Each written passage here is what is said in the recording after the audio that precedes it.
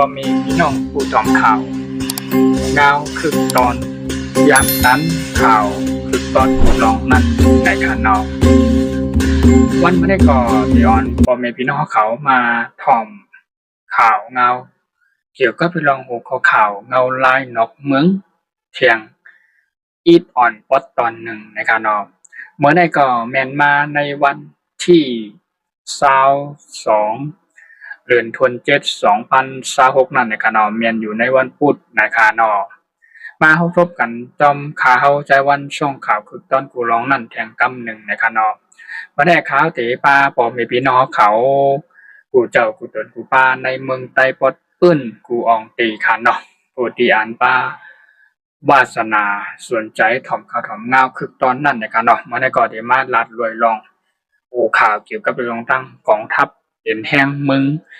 อิสราเอลแข่งกำหนึ่งในขานอกเกี่ยวกับเรื่องอิสราเอลที่เฮาข่าวปอไล่ยกหัวข่าวเขาได้มาต่อไต่เป็นผ่าไปบ่มีเนาะเขาก็มีหลายๆวันนะคะเนาะเป็นติดแต่ทางเกี่ยวกับเรื่องข่าวเงาทางเมืองอิสราเอลในขณะเมื่อได้ก็มาพบกันแทงกำหนึ่งนะคะเนาะหัวข้อข่าวทางเมืองอิสราเอลนะคะเนาะหัวข้อข่าวนั้นก็มีอยู่1หัวข้อนะคะเนาะนั่นก็อิสราเอลได้ไล่มีการเตรียมนั่นก็ไล่มีการเตรียมมือไล่มีการเตรียมหลากหนักกองกลางอูมิวนะคะเนาะใจว่าตีเตรียมตอนตาตีฮับมือไผ่เหลวนะคะเนาะกำในตีพร้อมเปิดตาตีหลอดตึกไปถ่อมเสียงความที่สั่งอุยหลีปีใหญ่นะคะเนาะเมืองอเมริกานะคะเนาะเมืองอเมริกันนั่นค่ะเนาะนั่นก็ประธานาธิบดีคุณโดนัลด์ทรัมป์เนาะนำเมืองอเมริกันนั่นก็เป็นอุยหลีของเมืองอิสราเอลค่ะเนาะมันเป็นอุยหลีการจึงหือหลาในค้าเดียนลาดเลยลองที่เป็นชาติเป็นห้องว่าพันธมิตรต่อกันนั่นนะคะเนาะเป็นชาติพันธมิตรเป็นห้องว่าเป็นอุยหลีต่อกันมาปียาวข้าวหึงนั่นก็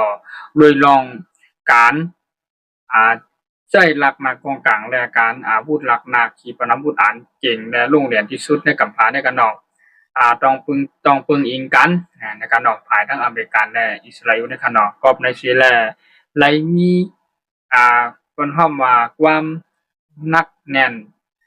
เป็นพอใจต่อกันและเป็นอุ้ยดีต่อกันมาเขายาวหึงในกันนอกที่ป้นมาเมื่อว่าวันที่เมื่อซื่นวันที่20เนาะเมื่อว่าวันที่21คนนั้นก็เข้ามาวันที่22นั่นนะครับเนาะภายตั้งฐานทัพอินเดียอเมริกานี่ก็เลยมีการโทนักซึกและหลอตึกมันก็ส่งเอ็นแห้งมันก็ภายกองกำลังภายตั้งการตึกภายตั้งเฮอร์บินในการเฮาในขนมได้ส่งเข้ากว่าหลาย10ลำในขนมแล้วก็เลยมีการส่งข้อความเข้าถึงก็อันเป็นอุยลีนะคะเนาะภายตั้งเมืองอิสราเอลเนี่ยก็เลยมีรายรับข้อความข่าวนั้นก็รายรับข้อความอันที่มีดังภายผู้นำเอ็นแห่งของทัพบริการได้ส่งยินชูถึงนั้นว่าปันเผาถึงว่าเฮาส่งเฮอร์วินเอ็นแห่งนะซึกภายดัง60ลำเนี่ยขึ้นว่าเตรียมการเพื่อจะได้รับมือจัดการโหลดตึกอิหร่านนั่นนะคะเนาะภายทางอิสราเอลก็ได้มีการเตรียมพร้อมเตรียมโฮมมือและเตรียมพร้อมเตรียมพร้อมและพร้อมเปิดตียุกมือพร้อมเปิดตีจ้อยโทนักซึกและภายตั้งพุงเฮอร์วินเนี่ยเป็น50ลำมาเป็นปากลำนะเป็นพุงดิ่งพุงเมืองเมานะคะเนาะไปพร้อมเปิดตีโหลดตึกอิหร่านนั่นนะคะเนาะเกี่ยวกับได้ลองประมาณล้านลองตั้งเมืองอิหร่านและอิสราเอลในคณะอิสราเอลอิหร่านเนี่ยก็ได้มีการเตรียมพร้อมต่อกันภายอิสราเอลก็เตรียมพร้อมภายอิหร่านก็เตรียมพร้อมแต่กำได้ภายตั้งกองทัพเป็นแห่งอิสราเอลเนี่ยอะไรมามุ่นเมและทัศน์ก็อย่างนั้นก็ผู้มีจันและผู้อันมี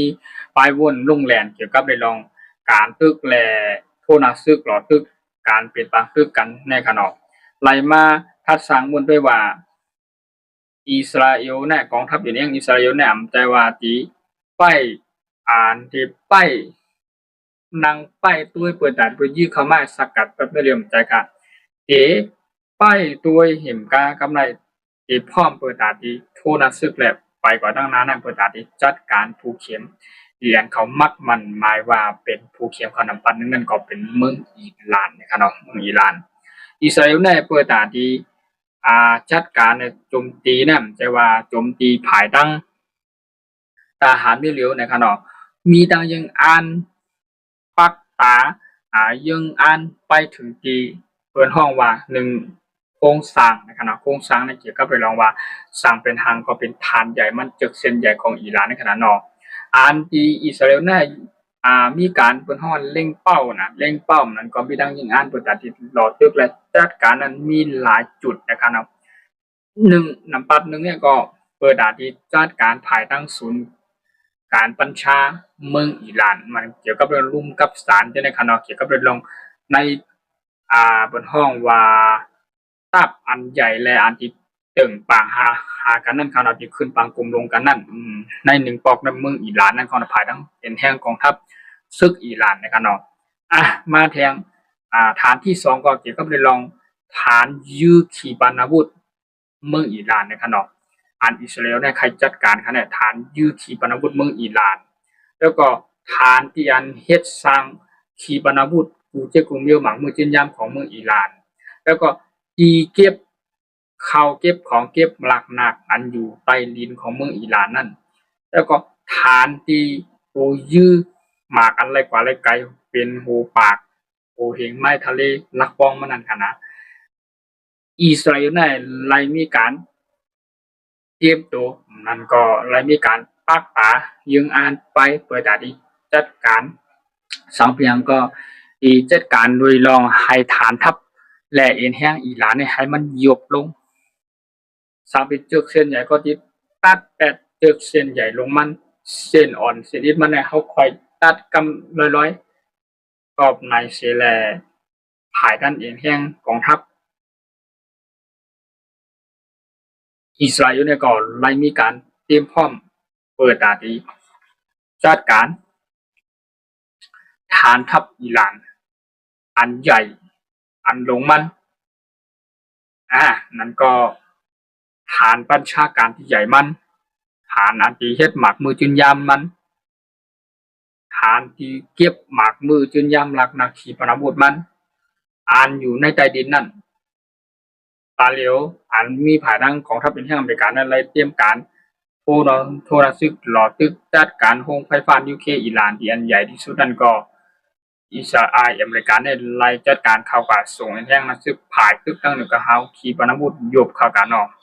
ใครวานลาบขับใครก่อยเป็นนักกองขาดตะลิวคณะกำน่ายภายทั้งฐาน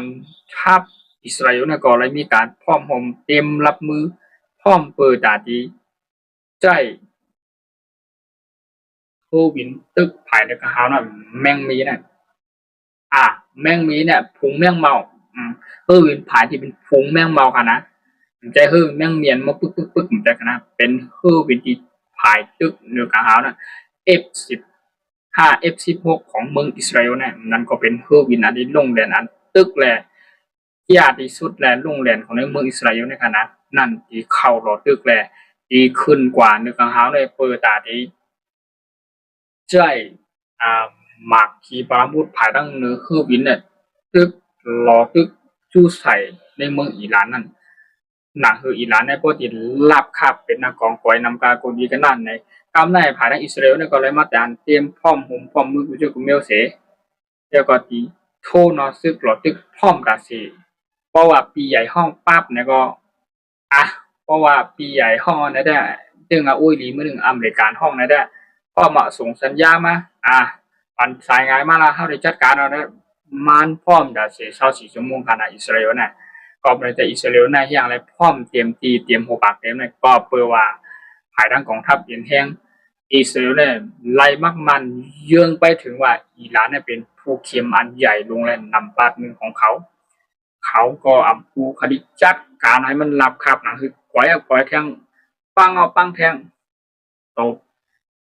ตกว่ากันนะไล่ว่าอิหร่านเนี่ยก็มีผู้เข็มอันเอ็นแห้งใหญ่ภายดังนั่นก็ภายดัง ซาอุดิอาระเบียนะครับเนาะนั่นก็ภายตั้งเอ็นแห้งของทัพอิสราเอลว่านั้นก็ภายตั้งเอ็นแห้งของทัพอเมริกานะครับเนาะไล่มีการเตะ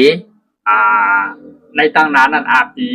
มีผู้เข็มหลายๆผังหลายๆฮอบเมืองนั้นจัดการเขาก็ไล่ในอิหร่านในก็เปิ้นนั่นแหละมันดื้อมันตึงมันนำทองไปมันนำยอมพังไปหรือไรญ่าอเมริกาในหรือญ่าอิสราเอลและอยู่ญ่าดังซาอุดิอาระเบียจ้าไหนที่เป็นเมืองที่มีอาวุธหนักๆกองการคุมเมืองในจัดการมันเพราะว่าจัดการมันแต่เดียวในโรงไฟฟ้านิวเคลียร์ที่มันตึกเฮ็ดสร้างขึ้นมาในเพราะว่ามันไล่พวกปากเต็มในมันติจัดการนำปันหนึ่งของเมืองอิสราเอลเมืองอ่อนตั้งสุดมาที่สองเมืองอเมริกันมาที่สามจุ่มอ่านเป็นผู้เข้มต่อเมืองมันนั่นมันที่ดึบและมันที่เก็บจัดการเป็นหมดขนาดว่ามันไหลนิวเคลียร์นะปันดึงมาเต็มตัวสร้างอะไรพวกปากเต็มนะก็ไม่ใช่อิหร่านแน่เป็นคนที่ก็ถ่อมไผ่ขนาดเรียกว่าฮาวแห้งอยู่ทางมิวหนึ่งไหนญาอเมริกันและอิสราเอลในที่อาพีโฮมมือกันทั้งกำหนึ่งภายในตั้งนานในเฮาก็ไปคู่ไรขนาดสังเกตว่ามีข่าวเงาอัปเดตที่คือใหม่ๆในก็เกี่ยวกับเรื่องเมืองอิสราเอลและอเมริกันโฮมมือกันแท้ห้ามนั้นก็ตั้งอิหร่านได้เป็นบางคือการฮาวแห้งวันที่ข่าวเงาที่อื่นในข่าวที่มาอัปเดตและลงปันต่างปันลงปันในข้องยูทูบข่าวช่องข่าวคุณต้นกุลงนั้นไฮปอมีปีน้องคนเมืองใต้กูเจ้ากูตนกูป้าอยู่จำจีไก่ปาหน้าลุงน้องยิงน้องใจหนุ่มหายใจยิงสามปานเจ็ดแชงเนาะปอเท่าเมเกพอลุงตีอันสนใจป้าวาสนาปีน้องคนเมืองใต้เฮาที่อยู่ในเมืองใต้ปอดปื้นผู้ตีอันเข้าถึงโซเชียลมีเดียนั่นพอถึงนั่นนะสังเจ้าอะไรหันข่าวหันเงาแล้วก็อะไรคู่หันถึงกว้างเกี่ยวกับเรื่องนอกเมืองเงาลายนอกเมืองนั่นนะเฮาโซเชียลมีเดียเฮาดูอะไรคู่ดูอะไรตัวดูอะไรหันในกับปานมือนะครับเนาะมันเป็นเงาลายบ่ไข่เข้มนะครับเนาะเกี่ยวกับเรื่องข่าวนอกเมืองนั่นเนี่ยข่าวใจวันก็ไล่เอาหูข้อข่าวเกี่ยวกับเรื่องเมืองอิสราเอลและกองทัพอิสราเอลเนี่ยและมีการเตรียมพร้อมเตรียมมือประดาที่รอตึกในเมืองอิหร่านในพร้อมตัดสินนะครับโอปากเตรียมในชาวสาลีในขนมความในสิแลเขาก็เลยมาตัวแตกเป็นภารัฐเป็นภาษาความใต้เฮานั่นน่ะหรือประเทศถ่อมเงาคือตัวยังกันกันนั่นนะครับเนาะไอ้ก็มีหัวข่าวที่อ่อนปั๊บตอนหนึ่งวันนั้นนะครับเนาะเกี่ยวกับเรื่องอิสราเอลและดังด่านนะครับเนาะใหม่สุดด่านโดยการวันนี้ก็ยิ่งตุ้มขอบใจนะครับเนาะขอพี่น้องเขาใหม่สุดครับ